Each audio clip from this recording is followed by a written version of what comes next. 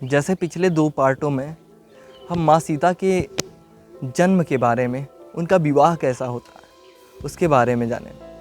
अब यह तीसरा जो पार्ट है, इस तीसरे भाग में हम जानेंगे कि माँ सीता जब मिथिला को छोड़ के अपने पति के साथ, रघुनाथ के साथ अयोध्या जाती हैं, तो फिर अयोध्या में कौन कौन से बदलाव होते हैं, अयोध्या में कौन सी दशा होती है माँ की, और माँ सीता के मन में किस तरह से प्रश्न आता है कि जैसे वो अयोध्या पहुँची तैसे श्री राम को राजा बना दिया गया, उन्हें रानी बना दिया गया, कहीं यहाँ गलत तो नहीं है।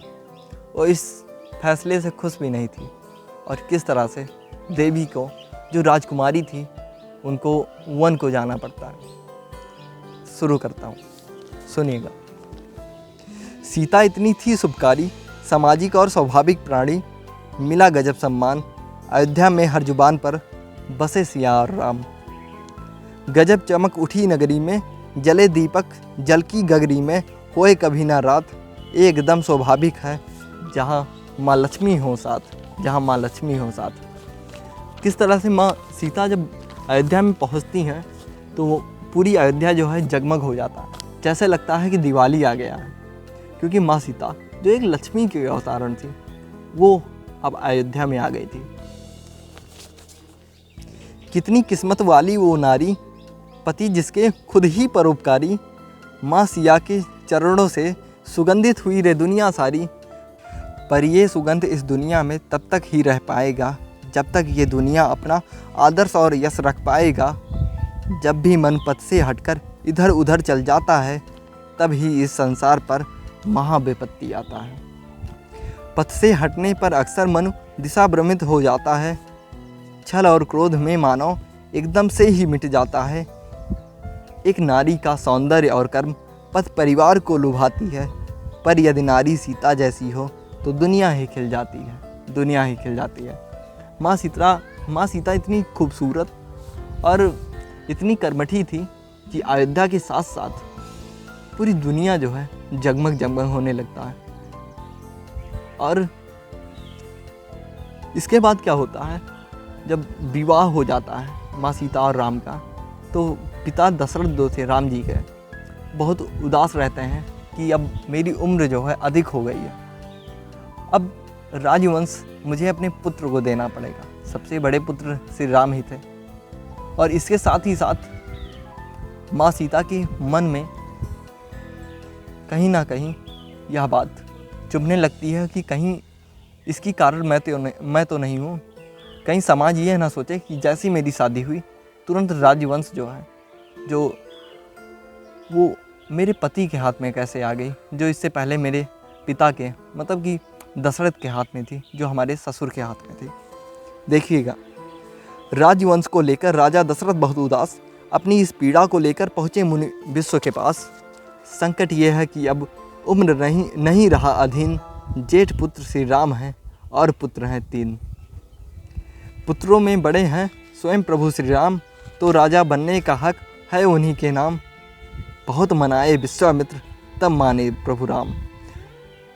राम जो है मानी नहीं रहते, वो कह रहे थे नहीं, अगर पिता जो है हमारे जीवित हैं तो फिर राजवंश मेरे नाम कैसे रह सकता, मैं कैसे राजा हो सकता हूँ।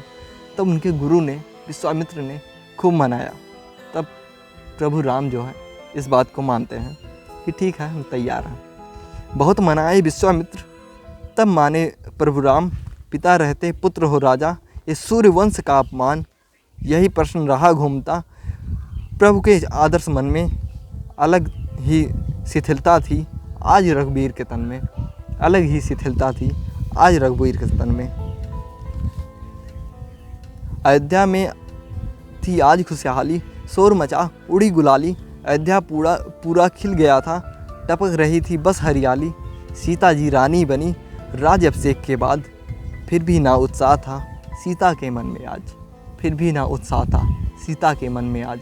सीता माँ को अभी भी लग रहा था कि मैं रानी बनाई गई हूँ, कहीं समाज पर इसका बुरा असर ना पड़े, कहीं समाज जो है यह चीज़ ना देखे कि बताओ पिता जीवित हैं, उनकी सासू माँ भी जीवित हैं, 3 सासू माँ हैं, और माँ सीता को जो है रानी बना दिया गया। यही बात कचोट रहा था माँ सीता को। एक नारी के चंचल मन में ये प्रश्न तो उठ सकता है कि विवाह होते ही कोई रानी कैसे बन सकता है, कि विवाह होते ही कोई रानी कैसे बन सकता है। जब राम राजा बन जाते हैं, माँ सीता रानी बन जाती हैं, तो उनकी माँ कैकेयी जो थी, राम की सौतेली माँ जो थी कैकेयी, वो उपहार बांट रही थी लोगों को, इतनी खुश हो गई थी। हाँ, ये वही कैकेयी हैं जो बाद में, जिसको लोग अभागन कहते हैं, जिसको लोग सोचते हैं कि 14 वर्ष जो श्री रामचंद्र वनवास गए उसकी वही कारणी थी। यह भी फिलहाल सत्य ही है, देखिएगा। थी कैकेयी उत्साह में सिर पर रख अभिमान, आज राजा बन गए मेरे जेठ पुत्र श्री राम। पाकर असीमित खुशी कैकेयी बांट रही थी दान, साथ में जुबान पर उनके पुत्र श्री राम, उनके पुत्र श्री राम। सुनने में जितना लगता है ये था नहीं आसान, क्या सच में उसमें, उस प्रेम में स्वयं पुत्र अभिमान। जितना हम इसको सुनकर अगर हम सोचें तो हमें लगेगा कि यह बहुत आसान है, लेकिन वाकई में उनका भी पुत्र बड़ा था कैकेयी का, उसको भी राजा बनना था। लेकिन एक माँ इस तरह से दूसरे के पुत्र को अगर देखा जाए तो अपना पुत्र मान के इतना खुश होकर दान बांट रही थी, यह बहुत बड़ी बात है।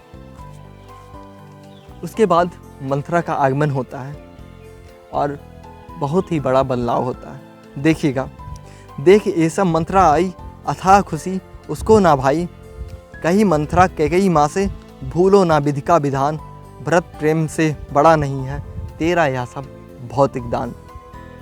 मंथरा ने कहा, जो ये सब आप उपहार दे रही हैं, लोगों को दान दे रही हैं, ये सही नहीं है।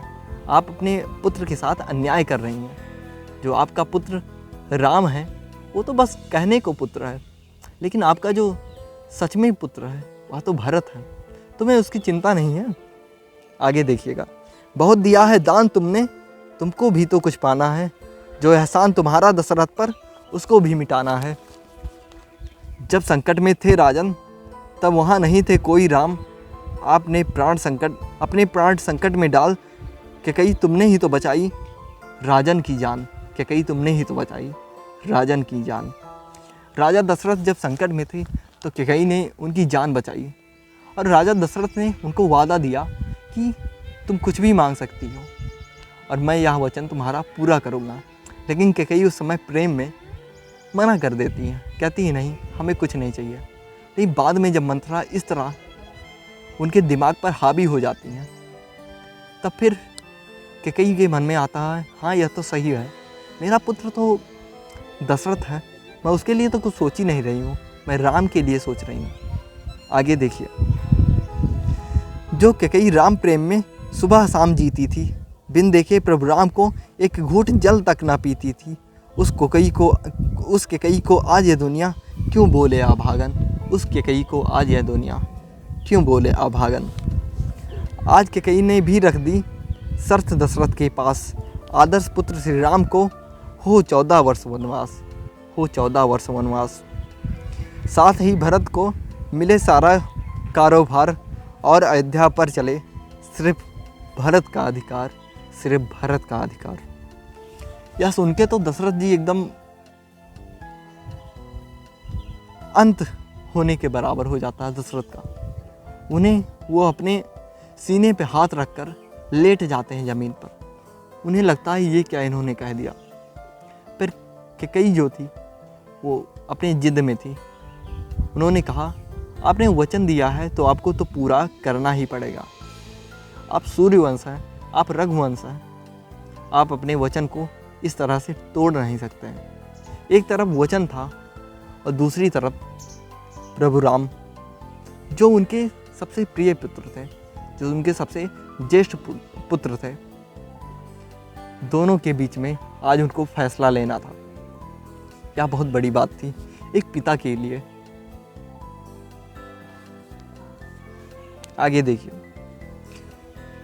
माँ लक्ष्मी के बारे में, मतलब माँ सीता के बारे में। माँ लक्ष्मी का नारायण पर गजब ही भक्ति थी। यदि राम पर संकट है तो क्या सीता सुखमय रह सकती थी? लिया सिया ने ठान आज कि वह भी वन को जाएगी, जो भी मिलेगा रूखा सूखा प्रभु राम के साथ वह खाएगी। जो भी मिलेगा रूखा सूखा प्रभु राम के साथ वह खाएगी।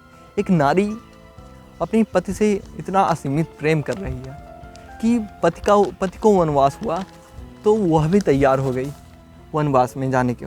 जो रानी राजवंश में पैदा हुई, जिसका विवाह भी राजवंश में है, आज वो रानी है, आज वो महारानी है कौशल राज्य क्षेत्र की, अयोध्या की रानी है, साकेत की रानी है, आज उसे वन को जाना पड़ेगा। यह भी एक बहुत बड़ी बात थी।